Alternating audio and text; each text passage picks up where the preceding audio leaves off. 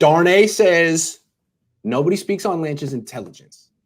It's good to bring this up. This is one of the big things in Lance's favor, considering all I hear very is much Lance to point out. Intelligence. Yeah, because there's not a lot to point to. He ran the Friday meeting. I mean, all Ryan Day needs to come out and say the line calls. Ran our Friday meeting. But hold on. He made the line calls. He called the audibles. He determined the defense with shifts or motion. And the reason that's important is because Fields did not. Doesn't mean he can't.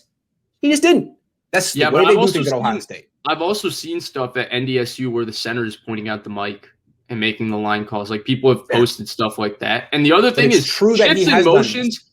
Lance is not calling like, hey, receiver, come back here. You're going to motion twice, and that's going to give me the coverage indicator, blah, blah, blah. The motion is built into the play call and built into the offense. The offense is designed for him to be able to just look at the motion. It's something that, in my opinion, is very coachable. This isn't Andrew Luck or Peyton Manning where Andrew Luck just comes to the line of scrimmage and calls the entire offense from the line of scrimmage. I think Lance is probably very smart. I'm not going to say that he isn't. I just think people are picking at very, very, very small things to try and make his intelligence sound like it's way more. It's like vastly more than a Mac Jones, Trevor Lawrence, Zach Wilson, Justin Fields, even a Kellen Mond, even a Kyle Trask, whoever, Davis Mills, all these guys.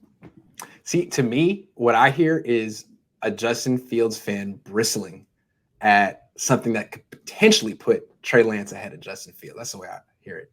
But you hear it like that. I mean, at the end of the day, I could care less. Like, I'm a 49ers fan first. I opine about this second. So if Trey Lance turns out to be the next Hall of Fame quarterback, guess what? I'm ecstatic. Good for Trey. Good for Trey. I could care less about being wrong or right as long as the Niners are good.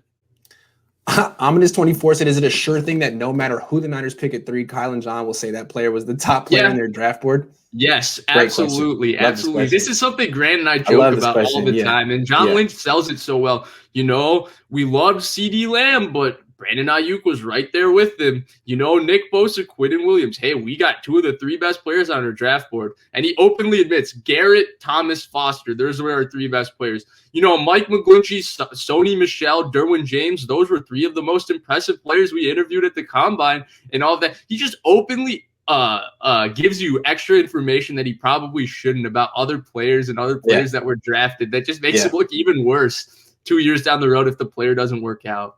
It's true.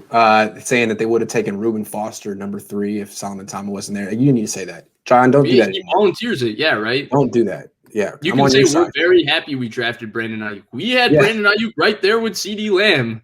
We would have taken Brandon Ayuk if Javon Kinlaw wasn't there. They said that, right? Yeah. They liked him that much, they would have taken him. No, they said they would have considered it. But they also said that if they couldn't get Trent Williams, they would have considered just taking Colton McKivitz in the 4th round and having him battle for the left tackle spot. They consider some crazy things. Yeah, you never really know. Tell me about Mac Jones' deep ball outside the numbers. Can he hit Kittle down the sideline? Does he hit Sanders for the Super Bowl win? Yeah. It's by far the weakest arm of the 5 big quarterbacks that we've discussed ad nauseum. Yes. There's no doubt.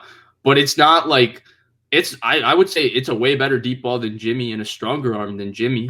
Yes. There's no question. That doesn't say ton, but at least but I mean, part of the thing with Mac Jones is he throws a nice deep ball. He throws it early. He throws it. Now I have some clips in the Auburn game. Feel for it. He does. He does. He just puts it on. Now, but what you can say is that, well, he's throwing to the best receivers in the league in college football, and he better throw with anticipation. He better cut it loose, right? But those guys separate down the field easy, right? All 4 of them did. Yep. But he always puts that ball over the right shoulder in stride. He's actually he has a really good feel for throwing the deep ball. And I think the deep ball is something that you need feel to throw because it's tough to measure up. You just got to blade that ball out there. Timothy says, with the way the O-line set up, we can keep Jimmy G and trade our number 3 pick to Atlanta for Julio Jones and their 2nd round pick and win now. I don't think they want to keep Jimmy G, Timothy. I'm sorry. I think the Niners. If they want to trade the number 3 pick for Julio Jones, just use it on the next Julio, and it's Kyle Pitts. I'm sorry.